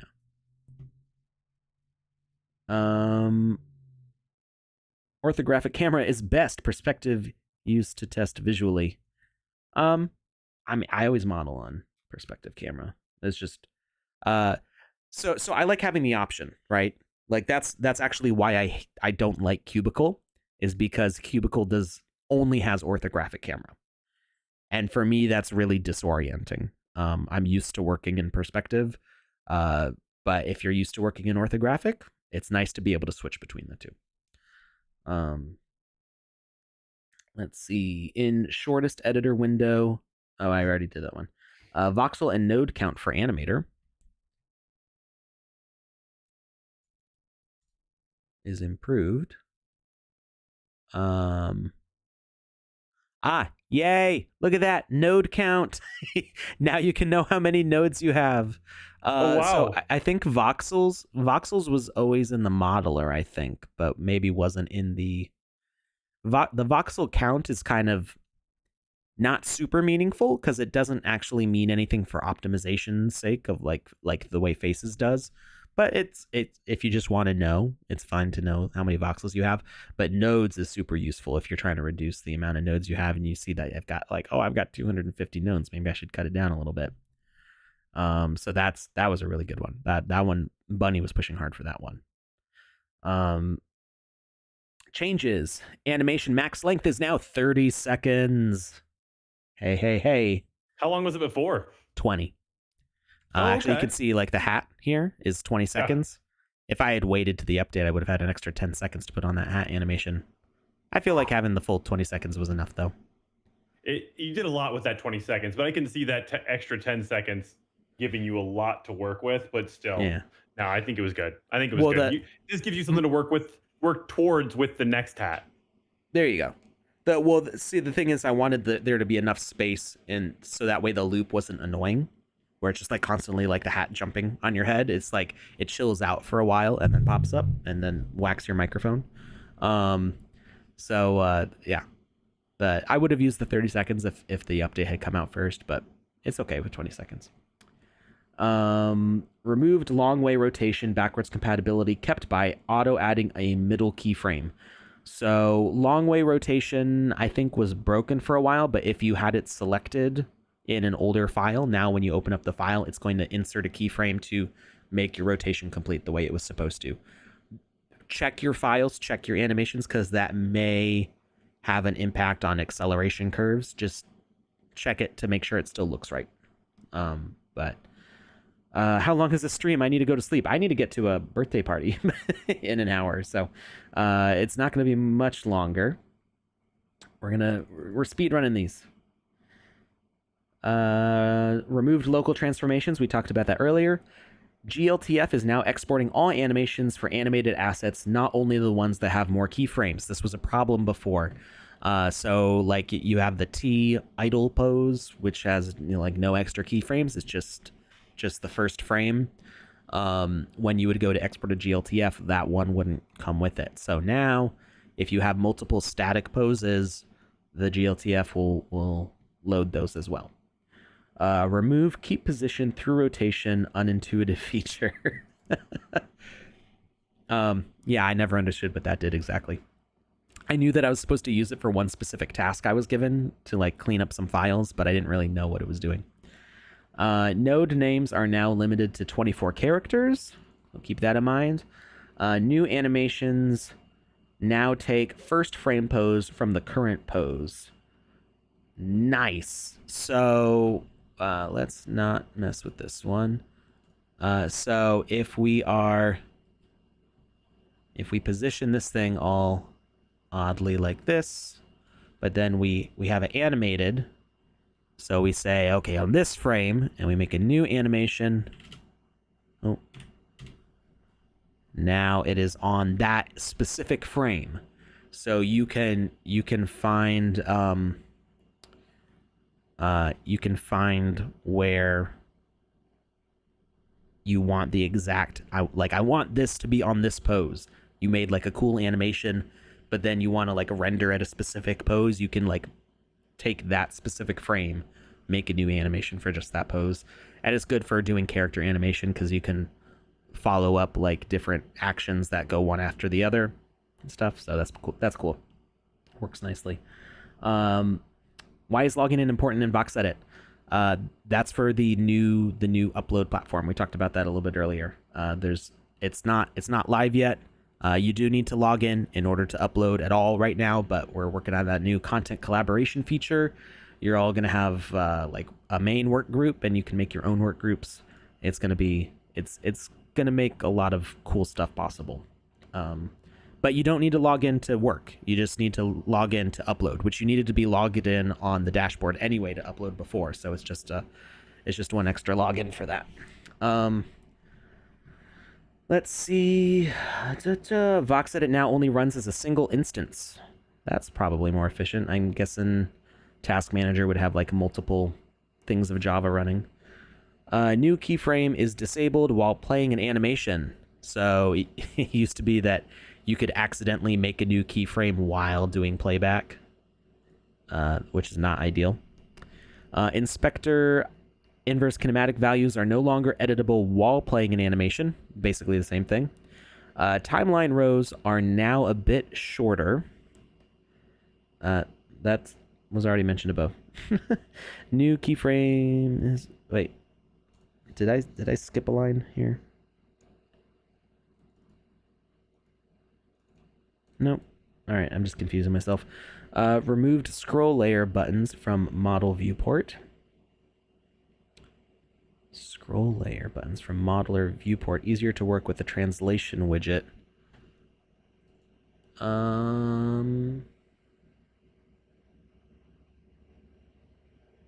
Translation widget? What's it talking about? I do not know. So I see that the button's gone, but I don't see the translation widget.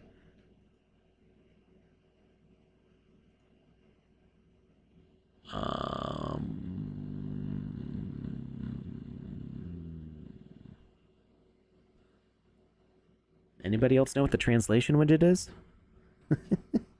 I don't see it. I got a whole lot of nothing, big guy. Oh, that's cool. You can collapse the whole palette if you need to see more layers, I guess. So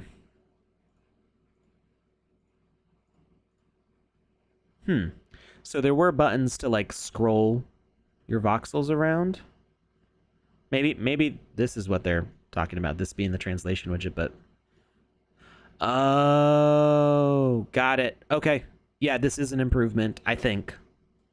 So it used to be that you couldn't move objects past the edge unless you used the little scroll buttons here, which would bump it in one direction, one voxel at a time. But now we can do this. Wait. Where's the thing I'm looking for? Ah, this thing. Now, as we move it around, we can actually move it past the edge. And it is pretty intuitive to like figure out how these things move around. So that's I think that's okay. Hey, Panda. Removing keyframe at frame 0 now copies it. Cool. That was kind of annoying before. If you wanted to move this this keyframe to the end here, it would stop at frame 1. Now you can go to frame 0, but it like overwrites it. Fixes. Syncing from Magic Voxel now selects the correct active material. Fixed issues with operative system, locale, and inspector transformed text fields. Oh, maybe they already fixed that decimal comma thing that I was talking about. Or maybe this is where the issue came from. I don't know. Fixed scroll areas not resetting when resizing. Attaching, detaching panels now closes all modals. Detecting a layer now ensures that there's an active layer afterwards.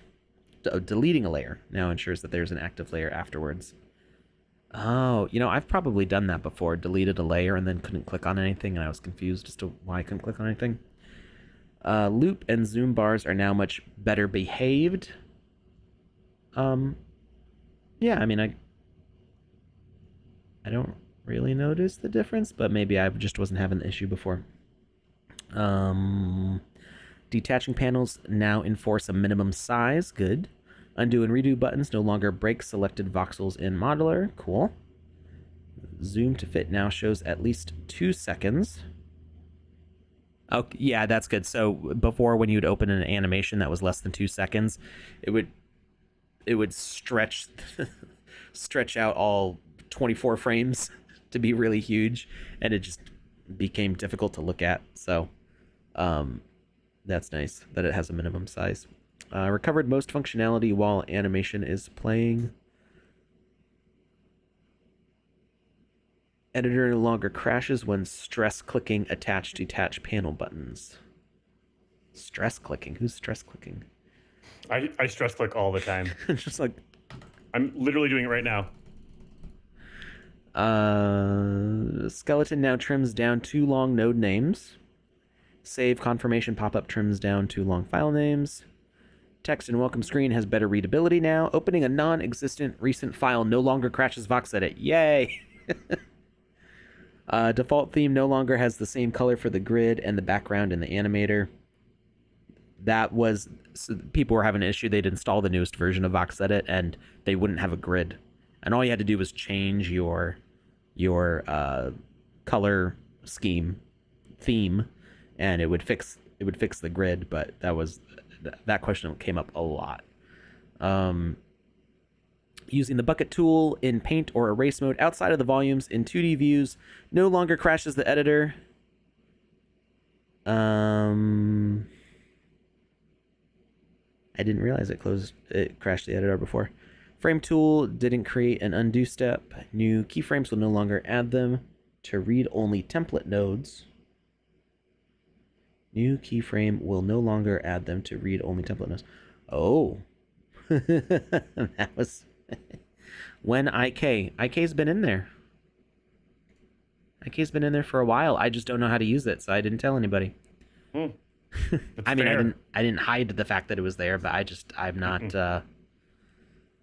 He was like I said, I'm more of a modeler than an animator, so inverse kinematics. What does IK mean? Okay. Inverse kinematics. Yeah. It's where so forward kinematics is where you pose from the top down in your node structure. So first you move the shoulder, then you move the elbow, then you move the hand. Inverse kinematics is where you can grab the hand and pull it to a position and it moves all the other bones to follow it. So that's inverse kinematics. Forward kinematics is the way that I usually do it because I haven't learned inverse kinematics. But yeah, there's been a lot of improvements to inverse kinematics. Our staff animators have been using inverse kinematics now for a while for doing the new dances and stuff because it's stable enough for them to do it now. But again, like I said, it's not an area of expertise for me and I haven't had time to learn it. So I'm not going to try to do a tutorial on it right now. I understand the basics of the concept, but I would need to practice it first. Oh, I should point out, this wasn't an update to VoxEdit. This is an update to the Game Maker. The collides checkbox now works. So this collides checkbox used to not do anything in the Game Maker, but it did make a difference in your file, and now the Game Maker understands what it is. If you make an animated asset, you can now turn off the collision boxes for all the moving parts and leave it for just like this one part of the object. So you could have like a moving platform with a bunch of like animated sparkles going off and spinning gears and things, but your collision box will be just that platform that you want to stand on. And you can have it affect in a whole bunch of other ways. So you could make an object with a lot of like little decorative things on it and turn off the collision for the decorative things. So the collision's accurate for just the part that you want people to run into. So that's cool. The way you could think of it, if you wanted to do like one of those bead doors, you know how like in the 70s they would have like beaded curtains that you'd have to walk through. I despise those, by the way.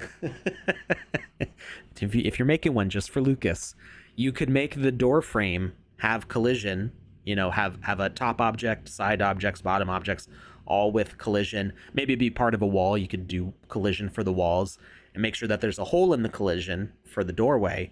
And then you could put all the beads down and turn off collision, you know, check off the box so it's not highlighted. Wait, oh, I'm not selected on an object. Yeah, turn it off like that. And then by default, players will be able to walk through it because there's no collision box there. Whereas before, you would have to make that doorway, turn off collision for the whole object, and then put like invisible walls up to make collision on the other parts. So now it's this collides is very helpful.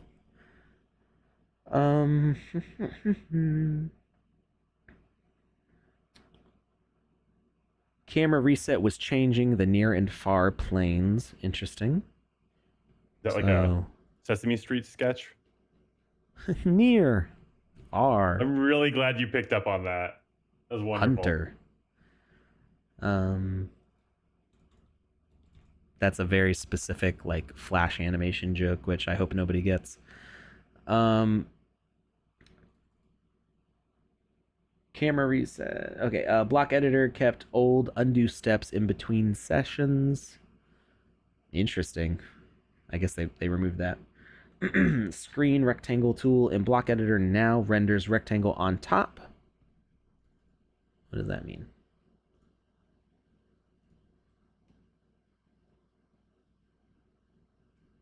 Was it behind before?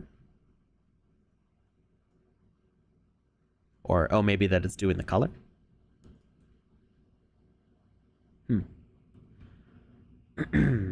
Oh, in the block editor. I've never used the screen rectangle tool in the block editor before. That's probably why I don't know what it's talking about.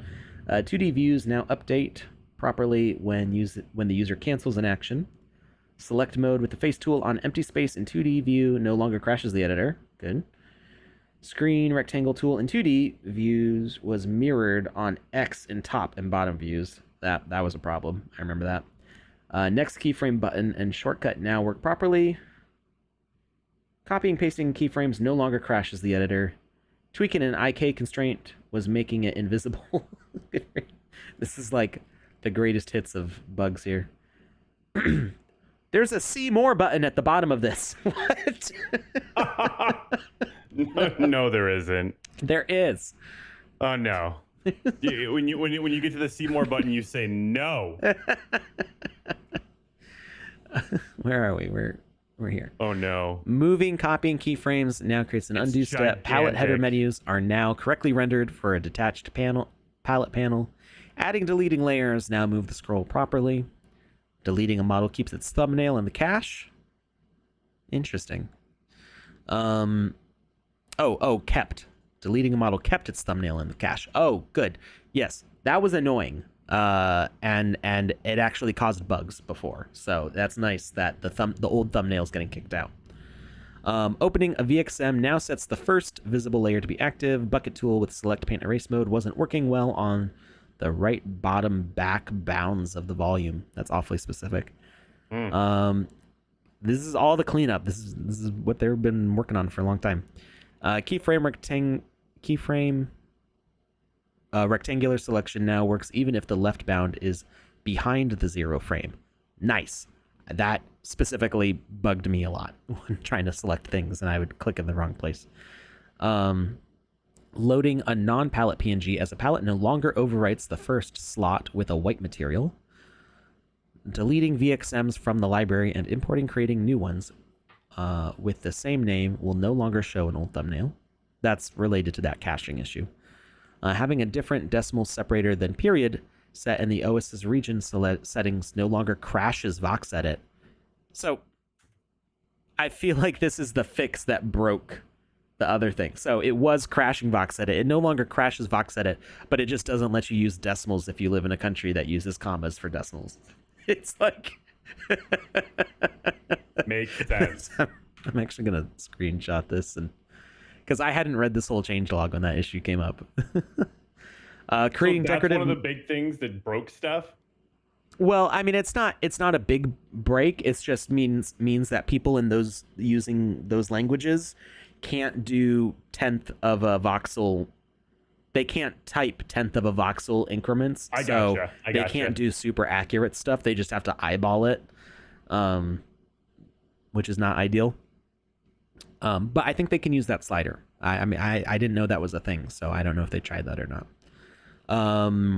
Creating decorative nodes on assets made based on decoratable templates no longer crashes VoxEdit. Okay. I mean, whenever I see the words "no longer crashes VoxEdit," it's winning. Oh yeah, anytime it no longer crashes, that's good. Yeah. Yeah. I'm not sure I fully understand this, but load palette from a detached palette panel no longer crashes VoxEdit. Good. Screen rectangle tool now works properly in 2D views. Dragging, copying a keyframe on top of another now overwrites it properly.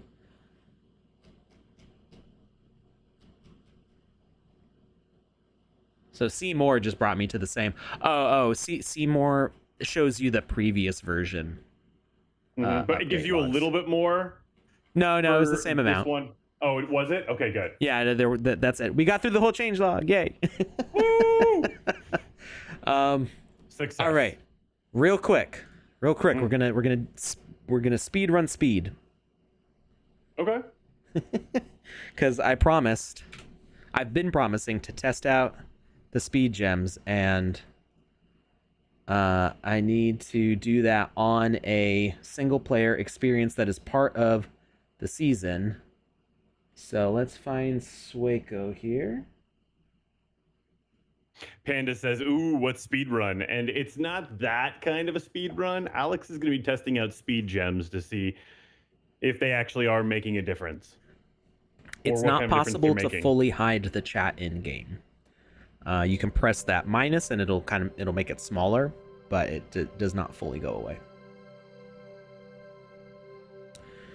Game Jam GMAE show jam results are either going to be Wednesday or Saturday. Keep an eye on Twitter. We don't usually do Wednesday Game Jam award ceremonies, but I will be talking to Andy.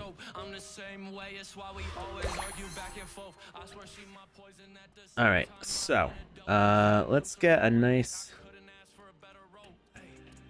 We're going to go from this stool here, and we are going to run to, I guess, this invisible line here. What seems fair? Oh, this guy's blocking me. Now I can go. All right, so I need to get going. We're going to do this thing, and then we're all done. So, timer on the clock. Or stopwatch, I mean. Alright, and that NPC moved out of the way just in time. That's wonderful. Stop. Alright, that was 5.9 seconds. Oh, I moved the camera a little bit accidentally. It'll be pretty close, though. All right, we need to get our speed items here. Going for maximum speed.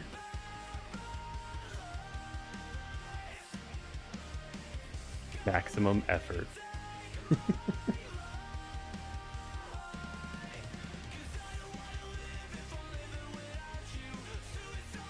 All right, we're looking through our inventory real quick here, finding all the speedy things. Hey, Swicko Hat's actually got pretty decent speed. 55 speed gems. Or speed points, not speed gems.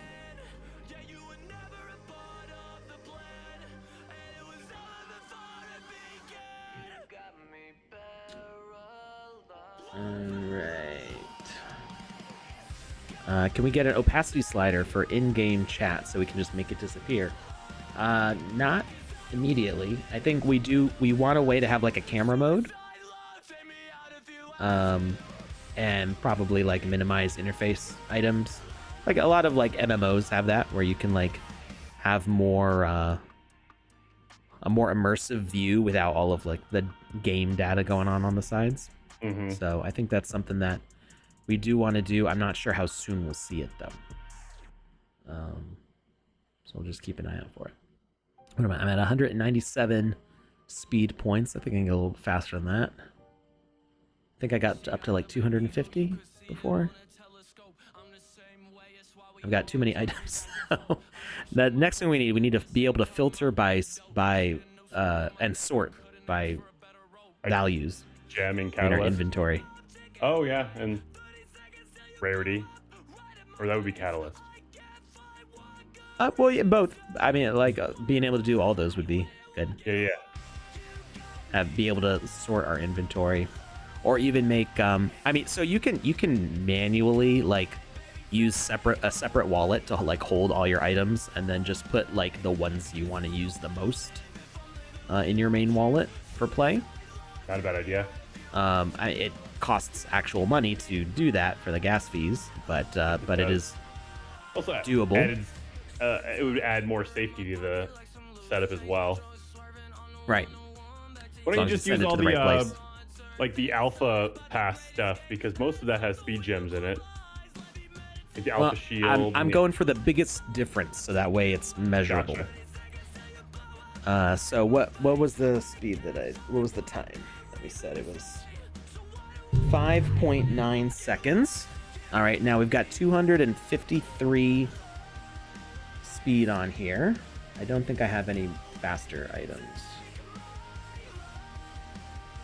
Yeah, everything else would be a reduction of speed. All right, so we're gonna run back.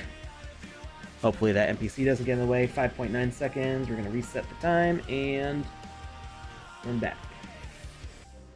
And we're a little bit misaligned, but all right.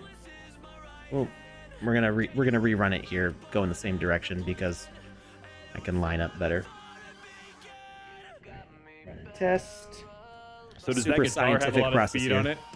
That guitar has a good amount of speed on it, yeah. Impressive. It must be like one of those. All right. 6.06. That's less than a 0.2 second difference. So I'm pretty sure that's just my accuracy hitting the button. So I think we can say it's confirmed that the speed gems are not making a difference right now. I don't know if that's going to change later. And I wouldn't get rid of speed items. If you bought speed gem items specifically to go faster, I wouldn't necessarily get rid of them because whether they make that difference in this season, it will probably make a difference next season. And any items that you get with gems on them, we plan on having features that are supported by those. So if you like the way the item looks and you like that it has those gems, keep a hold of it. All right, I got to go get ready for a party real fast. My wife peeked in on me, like, are you ready to go? So I am going to head out. Thank you very much, Lucas. Thank you, everybody else, for hanging out today. I hope that the new version of VoxEdit is supporting you well. We are still working on fixes, so make sure to report bugs. There is a feedback form in VoxEdit. And have fun playing the alpha. We'll see you around. See you, Alex. Bye, everyone.